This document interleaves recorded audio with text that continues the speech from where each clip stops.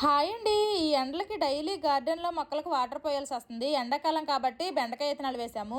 ఈ సమ్మర్లో మనం కూడా వాటర్ ఎక్కువ తాగడం చాలా ఇంపార్టెంట్. మా పిల్లలకి ఇంకా హాలిడేస్ ఇవ్వలేదు, వాళ్ళకి కాసేపు హోంవర్క్ చేపించి చదివించాను. నైట్ డిన్నర్లోకి చపాతీలు చేయడానికని గోధుమ పిండి కలిపాను. చపాతీకి కాంబినేషన్గా నేను చికెన్ కర్రీ వండాను. చపాతీ ముద్ద ఎప్పుడు కలిపినా లాస్ట్లో కొంచెం ఆయిల్ వేసుకొని మూత పెట్టి కాసేపు పక్కన ఉంచేస్తే చపాతీలు అనేవి చాలా సాఫ్ట్గా వస్తాయి. వంటగదిలో ఫ్యాన్ ఉంది కానీ గిన్నెలు తోమినప్పుడు అలాగే కూరగాయలు కట్ చేసినప్పుడు మాత్రమే వేసుకోగలుగుతున్నాను. ఇలా వండినప్పుడు వేసుకుంటే గ్యాస్ ఫ్లేమ్ అనేది సరిగా తగలట్లేదు. వేసవి కాలంలో కిచెన్ లో వేడికి వంటలు చేయడం అంటే సాహసం అనే చెప్పాలి. శీతాకాలం అయితే వేడివేడిగా ఆవిర్లు వచ్చే ఫుడ్ తినాలనుకుంటాం కానీ ఈ సమ్మర్ లో మన ఒంట్లో నుండే ఆవిర్లు వస్తుంటే ఇంకెవరు వేడివేడి ఫుడ్ తినాలనుకుంటారు చెప్పండి.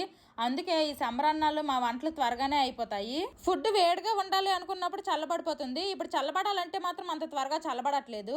ఇంకా మా పిల్లలకు తినిపిస్తూ నేను కూడా డిన్నర్ ఫినిష్ చేసేసాను. Bye bye.